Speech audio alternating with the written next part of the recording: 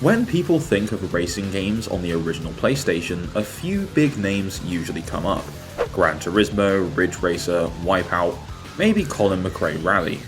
But what about the other side of the track?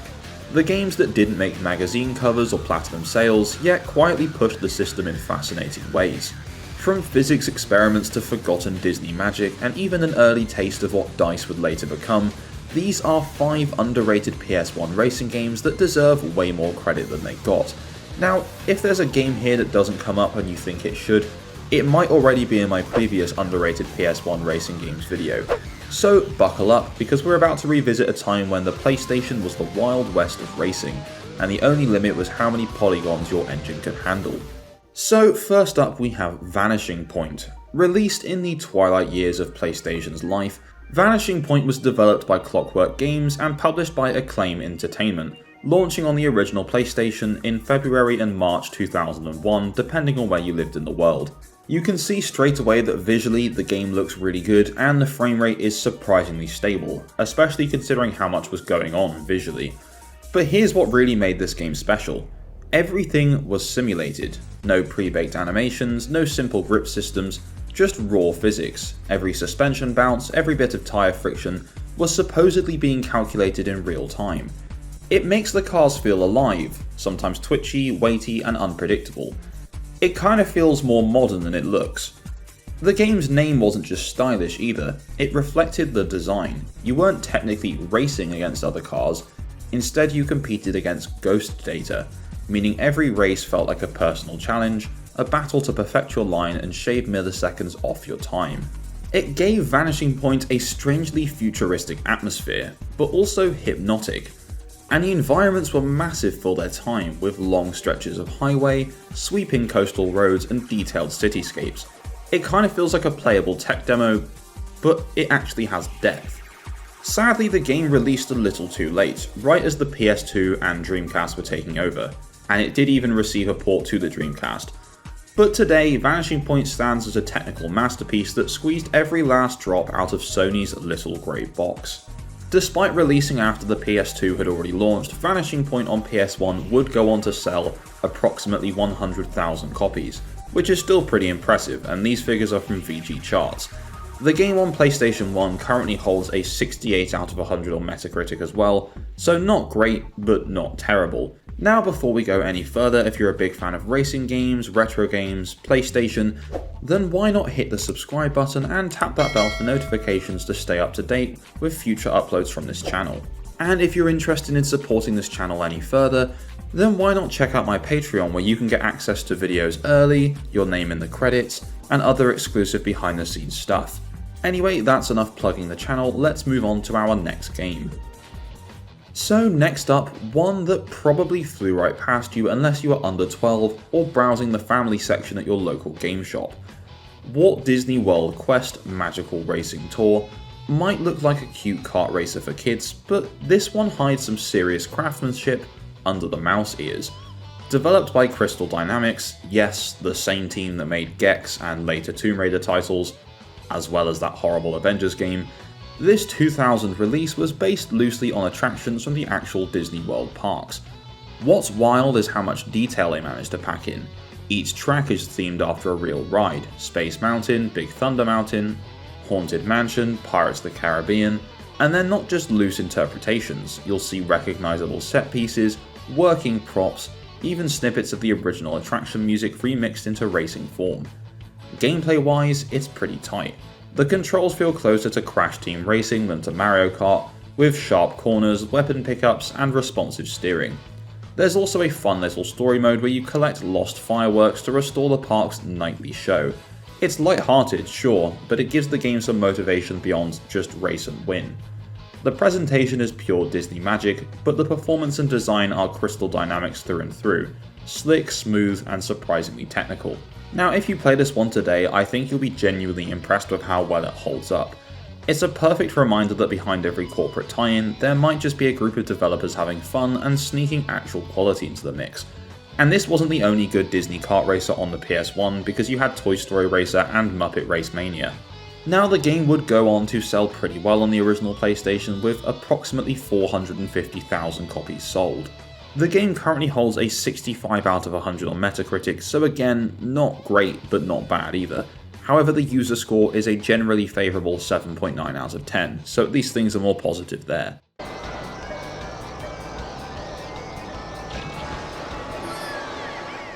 So next up, before Trackmania or Burnout made outrageous stunt driving mainstream, there was Hot Wheels Turbo Racing. Developed by Stormfront Studios and published by EA in late 1999, this game fully embraced the fantasy of those bright orange tracks that we all had as kids. Big loops, ridiculous jumps, turbo pads that launched you halfway across the map. It felt like someone made a racing game out of pure sugar rush. What really stands out though is how good it feels to play. The turbo mechanic isn't just a gimmick, it's basically the whole game. You build your meter through tricks and boosts, and timing your nitro perfectly can make or break a race. The level design is equally wild, if not the most impressive thing here. Tracks twist through lava-filled volcanoes, snowy cliffs and giant toy rooms, always teetering between chaos and control. And then there's the soundtrack. Oh man, the soundtrack. Including songs from Metallica, it's like someone handed the PS1 a can of Monster and said go nuts. It was fast, flashy, and totally unpretentious. Hot Wheels Turbo Racing didn't care about realism, it cared about fun, and you best believe it nailed that. It also quietly laid the groundwork for the kind of over-the-top arcade physics that games like Burnout would later perfect. Hot Wheels Turbo Racing would also go on to sell very well, with over 1 million units shifted in its lifetime. And whilst the game doesn't have a Metacritic score, it did hold a 73% on the now defunct Game Rankings, which is pretty good going. If you want to relive what pure 1999 fun felt like, no story, no seriousness, just speed and stunts, this game is worth tracking down and playing.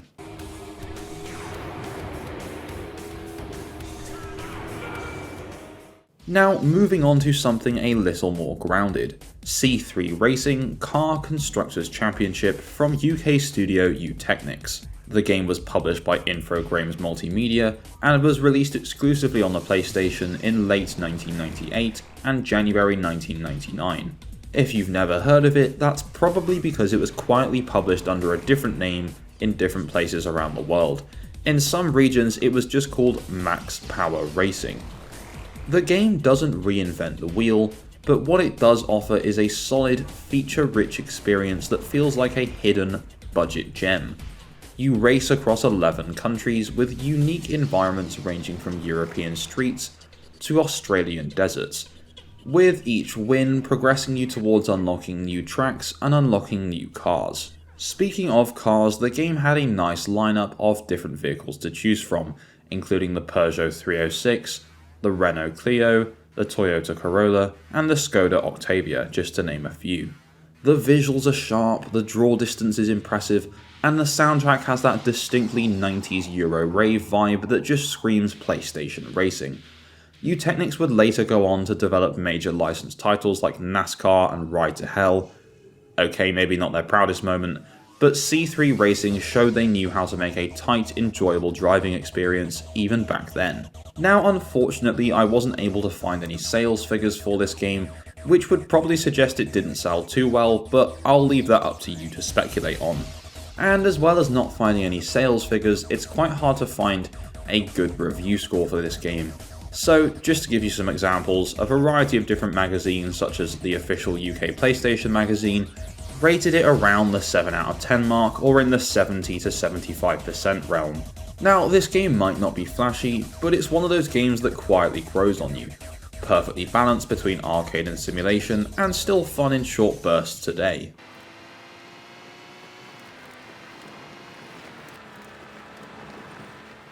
And now we end with one of the most technically impressive rally games of the PS1 era, Michelin Rally Masters Race of Champions. Developed by Digital Illusion CE, or DICE as we now know them, this game was a massive step forward for realistic vehicle handling. The game was published by Infogrames and released on Windows and PlayStation across 2000 depending on where you lived in the world. And of course, as I'm sure you're well aware, DICE would later go on to be the developer for the Battlefield series. Anyway, let's focus on the rallying. Built around the actual Race of Champions event, where the world's best rally and circuit drivers compete, it offered an amazing mix of realism and accessibility. The physics engine was really good, cars had real suspension movement, weight transfer and surface feedback.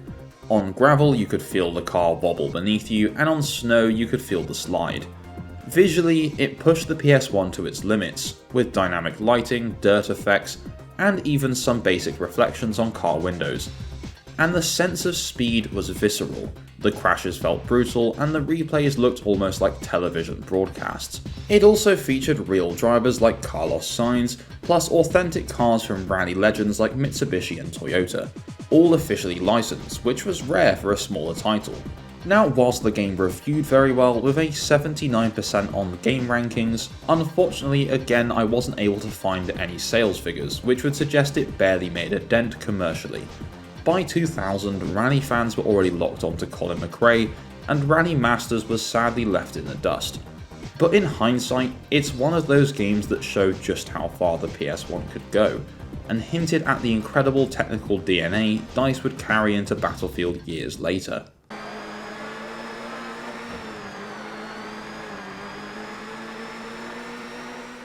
The PlayStation era was full of experimentation.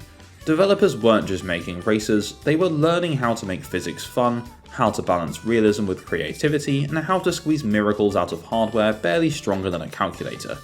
Okay, that's a slight exaggeration. Each of these games brought something new to the track, and whilst they might not have all topped charts or earned sequels, they all captured the energy of a generation that treated racing like an art form. So next time you dust off your old PS1 or fire up an emulator, skip the usual suspects and try one of these instead, because sometimes the most memorable races are the ones that no one remembers. So have you played any of the games on this list, and are there other games you'd add to it? Let me know in the comments down below. If you enjoyed this video, please don't forget to leave a like, and if you haven't done so already, subscribe and tap the bell for notifications. A massive thank you to my Patreon subscribers for the continued support, and all that's really left to say is thank you and goodbye.